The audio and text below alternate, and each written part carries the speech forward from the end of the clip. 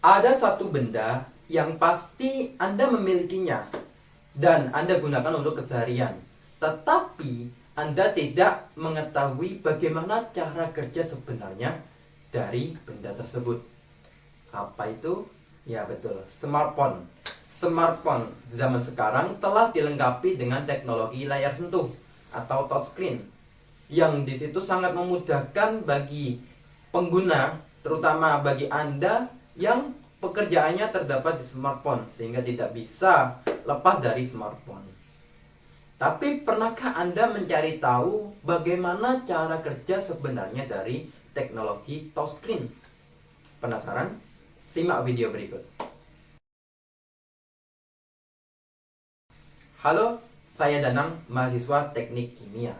Mungkin sekarang telah muncul beberapa pertanyaan di benak Anda mengenai teknologi touchscreen. Baiklah, akan saya rangkum menjadi dua pertanyaan.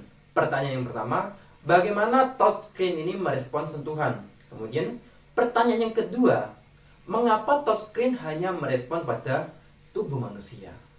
Kita akan jawab dari pertanyaan yang pertama. Pertanyaan yang pertama, bagaimana touchscreen ini merespon sentuhan? Jadi touchscreen memiliki tiga komponen utama. Tiga komponen utama ini yaitu touch sensor, controller, dan software driver. Yang mana ketiga komponen ini memiliki fungsi masing-masing, tetapi saling bekerja sama untuk menjalankannya. Nah, kita mulai dari komponen yang pertama, yaitu touch sensor. Touch sensor merupakan komponen paling luar dari touchscreen yang berfungsi sebagai penerima input atau sentuhan dari si pengguna berupa aliran listrik. Yang kemudian aliran listrik ini diteruskan kepada komponen yang kedua, yaitu controller. Controller berfungsi sebagai penerima input dari touch sensor yang kemudian controller meneruskannya pada software driver. Dan kepada komponen ketiga, software driver, di situ software driver menerjemahkan apa maksud dari rangsangan tersebut. Kemudian mengukur tata letak, memunculkan icon atau apapun untuk ditampilkan ke layar kepada Anda sebagai pengguna.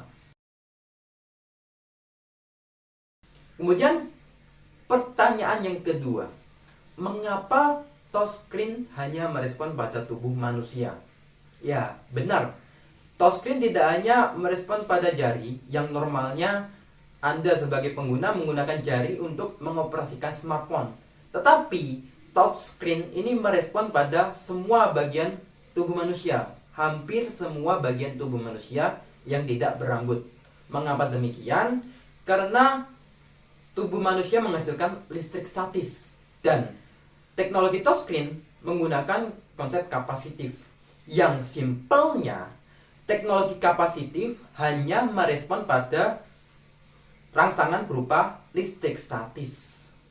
Dan disinilah zaman semakin canggih, touchscreen semakin berkembang, maka dari situ touchscreen sudah dirancang untuk besaran aliran listrik statisnya sesuai dengan besaran aliran listrik statis pada tubuh manusia.